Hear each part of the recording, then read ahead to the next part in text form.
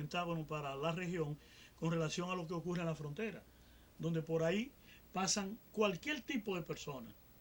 Y un guardia nuestro y uno de los policías de Haití, uno del Cefrón, alguien de la aduana o de migración, cogen 100, 200 pesos y por ahí entran árabes de cualquier nacionalidad, africano, europeo, y eso es territorio de nadie. Como decíamos, es un imaginario real. Oyendo eso, me obliga a volver a una cita que hizo Alfonso, recordando a don Américo Lugo que en 1934, 36 Alfonso, cuando le dirigió la carta a Trujillo, dijo que él, consciente de que esto no era una nación, nunca aspiró ni alcalde pedáneo.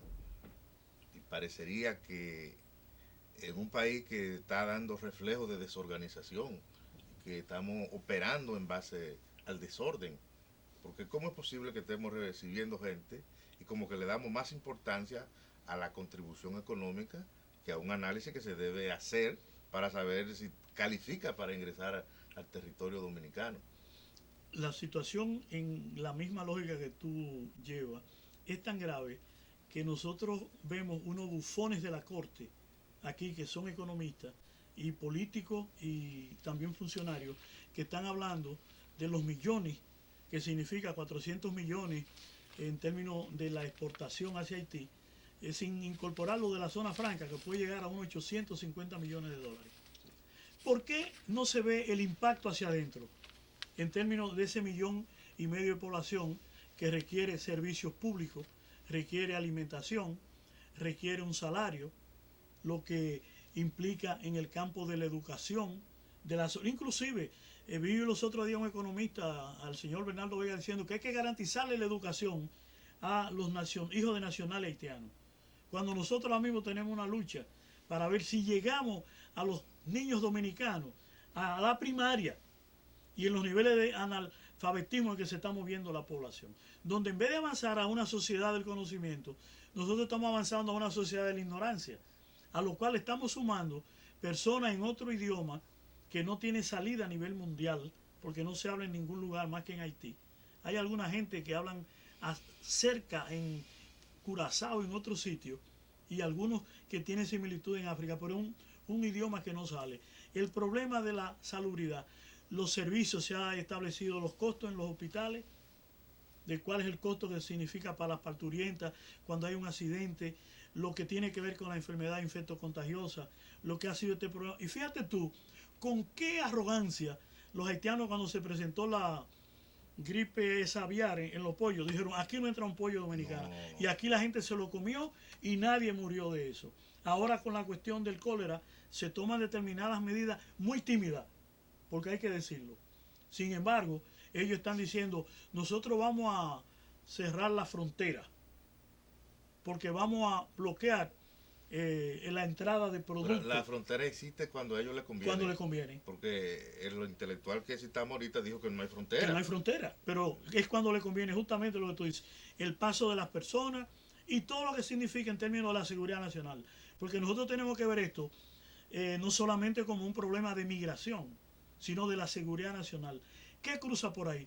Hay cruza sustancia radioactiva, ha cruzado y hay certificación de eso, donde ningún tipo de las aduanas dominicanas, ni del CEFRON, ni de nadie, tiene capacidad para identificar cuando se está hablando de sustancias radiactivas o sustancias peligrosas, porque no la conocen. O lo que son los precursores para la fabricación de la droga. No saben lo que, ni los componentes. Sí. Hay un fenómeno, don Carlos, que nos gustaría aprovechar su presencia para analizarlo, y es que tenemos dominicanos que están en contubernio con instituciones y personalidades extranjeras en contra de la República Dominicana, que están favoreciendo cuando se pide a nivel internacional sanciones para nuestro país, porque según ellos en algún momento ha tomado alguna decisión que perjudica extranjeros, básicamente haitianos. ¿Cómo nosotros podemos ver eso? Personas que trabajan en organismos internacionales luchando para que nuestro país sea condenado en ocasiones por actitudes que se toman y decisiones para preservar nuestro territorio.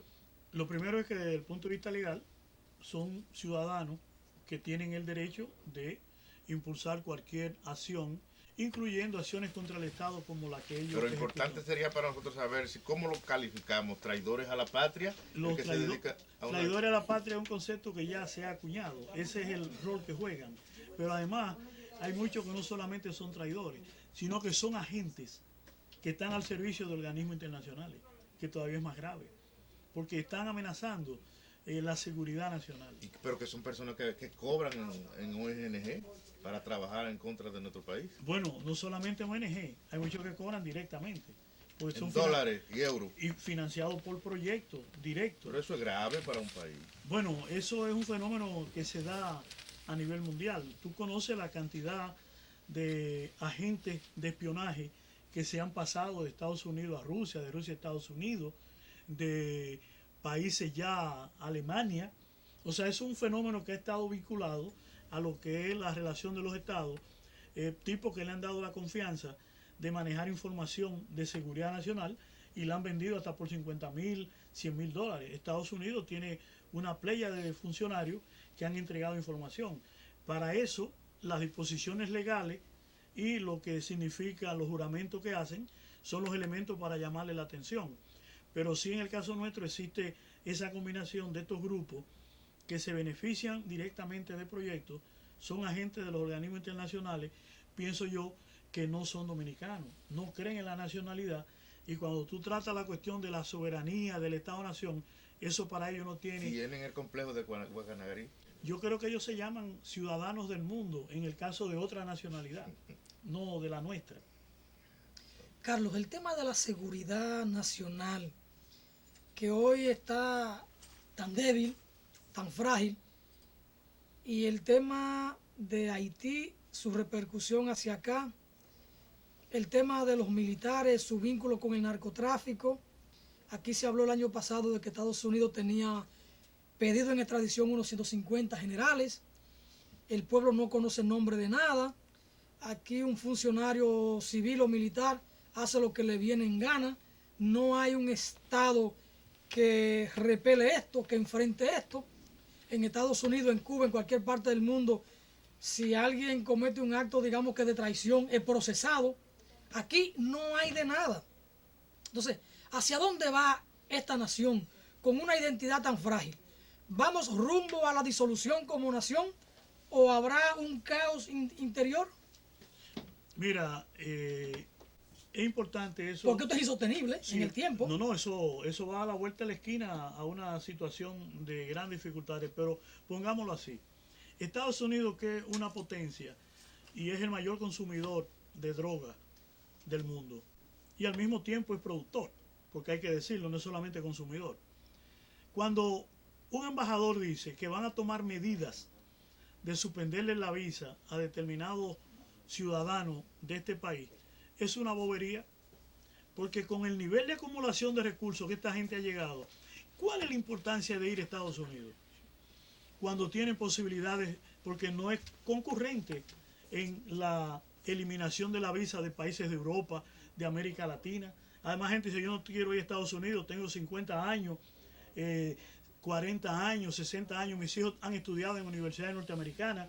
El hecho de suspenderme la visa a mí no se la suspenden a mi mujer ni a mis hijos. Yo me puedo ir a otro país con el dinero que he acumulado. Entonces, ¿a dónde nosotros vamos? Lo primero es que hay que entender que la clase política, y eso tú lo sabes, hace 10, 15 años, dependían del sector empresarial para lograr los niveles de inversión en las campañas públicas. Eso ha cambiado. Ya aquí cada político tiene tanto más dinero que cualquier empresario y no acuden a ellos para pedir dinero para hacer la campaña, que tú bien sabes que para diputado supera los 20 millones de pesos. Ya eso está financiado por la propia persona. ¿Esa gente tiene empresa? No. ¿Es un terrateniente con fincas que le permita un buen nivel de acumulación? No, la mayor parte son personas como funcionarios y como ente elegido a nivel del Congreso, no vienen con grandes riquezas ni con fortuna ni son hijos de la oligarquía.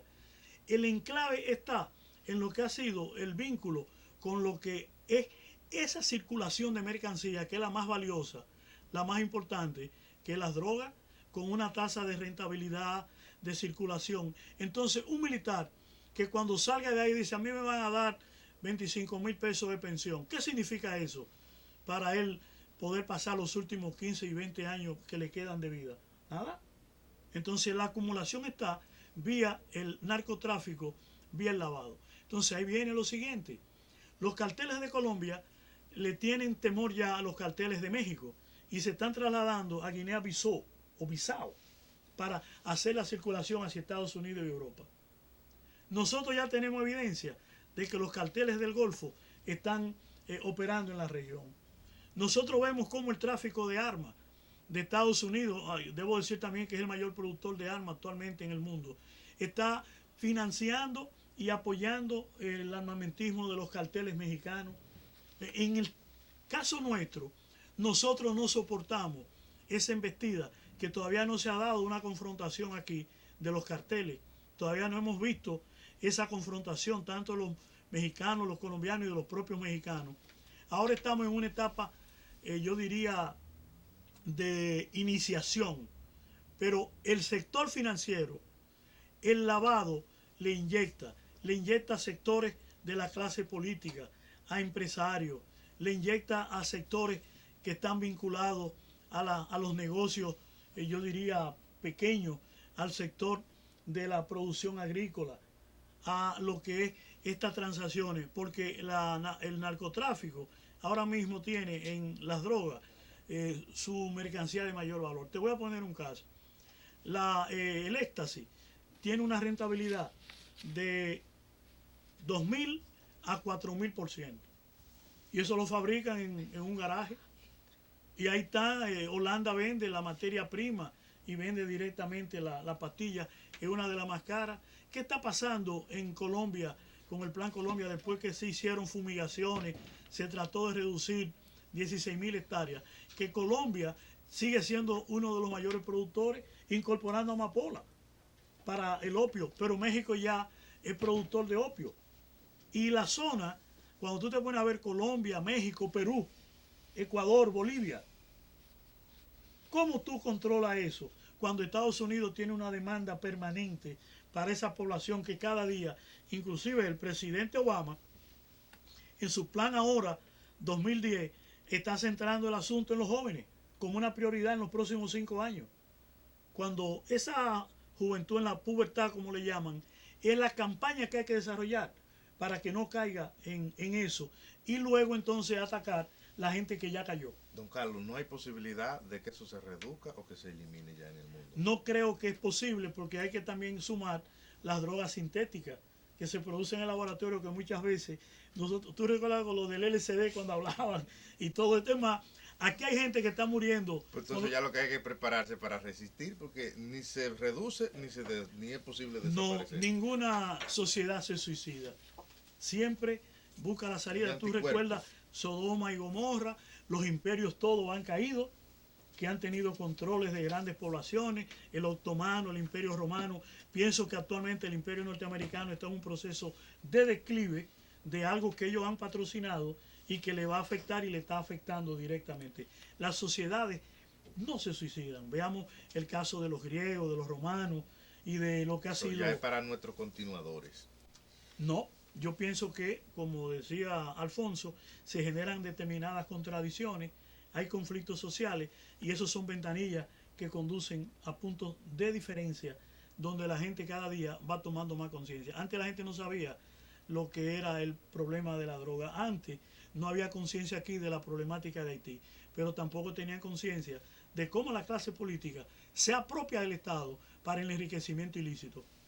Bueno, don Carlos, si las sociedades no se suicidan, esperemos que la sociedad dominicana no se suicide y que con lo que está pasando de aquel lado y lo que seguirá pasando, que nosotros podamos sobrevivir como nación, como dominicanos, como dominicanas. Voz para el Cambio se siente altamente complacido con que Carlos Pimentel nos haya acompañado para estas profundas reflexiones y esperamos que don Carlos vuelva pronto con nosotros a compartir nuevas reflexiones. Así que ustedes no se muevan, que retornamos en breve porque hay más en Voz para el Cambio. Adelante, señor director.